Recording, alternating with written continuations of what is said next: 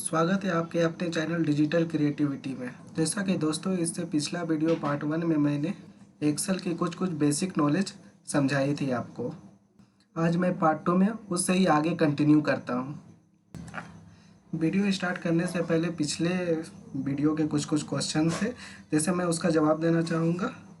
जैसे बहुतों का क्वेश्चन ये था कि मेरे में फाइल का जो ऑप्शन है वो शो नहीं कर रहा, तो मैं बताना चाहूँगा कि फाइल का ऑप्शन तभी आपका शो करेगा जब आप एक्सेल विंडो 8 में कीजिएगा, 8.1 में कीजिएगा या 10 में कीजिएगा। लेकिन अगर आप विंडोज 7 में अगर आप काम करते हैं तो ये आपका फाइल का जो ऑप्शन है वो आपका शो नहीं करेगा।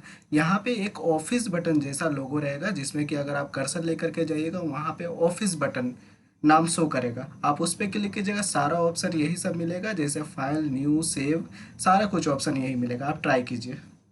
तो चलिए आज हमारा टॉपिक जो रहेगा यह आपका सीट, वर्किंग सीट का टॉपिक रहेगा, जिसमें कि सीट में हम लोग किस तरह से काम करें। क्योंकि एक्सेल में जैसे आप यहाँ पे दिख रहे हैं सीट 1, एक्सेल में जो भी कुछ काम होगा वो आपका सीट पे ही काम होगा। जैसा कि एक्सेल में इसको हम सीट बोलते हैं, एमएस वर्ड में पेज बोलते हैं, और वही पावर पॉइंट जैसे ओपन करेंगे पावर पॉइंट में इसको हम लोग स्लाइड बोलते हैं। तो अभी हम लोग एक्सेल में काम कर रहे हैं तो हम लोग एक्सेल में इसको सीट बोलेंगे।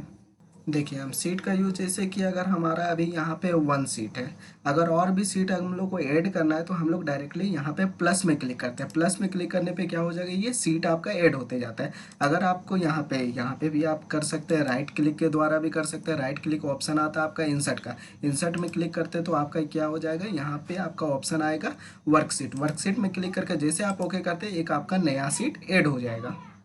जैसा कि यहाँ पे 3 सीट आ गया। 3 सीट के बाद हम लोग यहाँ पे जैसे कि अगर हम लोग को सीट का नाम को चेंज करना है तो हम लोग सिंपली यहाँ पे जा करके राइट बटन से क्लिक करेंगे और रीनेम ऑप्शन में चले जाएंगे। रीनेम में जा करके जैसे हम यहाँ पे रांची लिख देते हैं, ये सीट का नाम आपका रांची नाम से चेंज हो गया। अगर दूसरे सीट में जाते हैं, दूसरे सीट में राइट क्लिक करके हम लोग रीनेम में चले जाते हैं, दिल्ली लिख दे रहे हैं। इस तरह से हम लोग सीट का नाम चेंज कर सकते हैं। उसके बाद एक ऑप्शन आता है राइट क्लिक से डिलीट।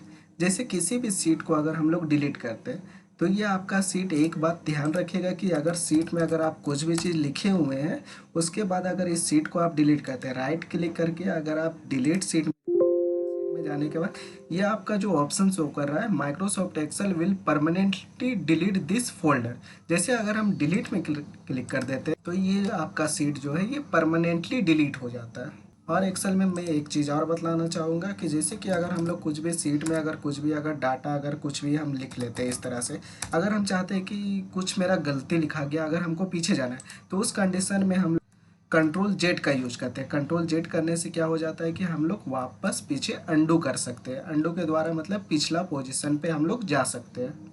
लेकिन यहाँ पे जो हम लोग सीट डिलीट किए हैं, लेकिन सीट डिलीट में ये पिछला कंडीशन में जाने का ऑप्शन नहीं रहता है, जिसमें कंट्रोल जेड आपका काम नहीं करता। अगर एक बार सीट डिलीट हो जाता है तो ये आपका सीट परमानेंटली डिलीट होता है।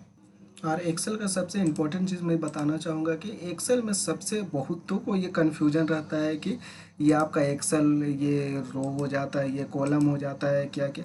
तो ये मैं बतलाना चाहूँगा कि ये आपका जो होता है ये आपका कॉलम होता है और ये आपका रो होता है। जैसे ऊपर से नीचे की ओर जो आता है उसको कॉलम, और जो लेफ्ट टू राइट जाता है उससे हम लोग रो कहते हैं। जैसा कि आपके मन में एक क्वेश्चन भी होगा कि जैसे हमारा ये जो रो है ये आपका 25 तक दिखा रहा है, लेकिन अगर हम स्कोरर को नीचे करते जाएंगे तो ये आपका कंटिन्यू वो आगे बढ़ते जा रहा है। तो आपके मन में एक क्वेश्चन होगा कि ये लास्ट कहाँ तक होगा।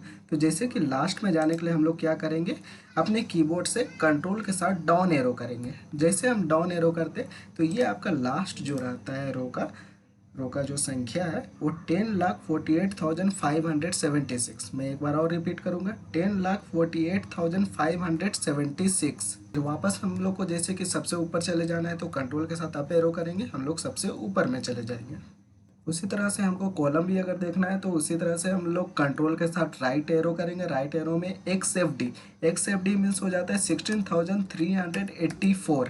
मैं एक बार और रिपीट करूंगा, 16,384। ये आपका टोटल नंबर ऑफ कॉलम हो जाता है।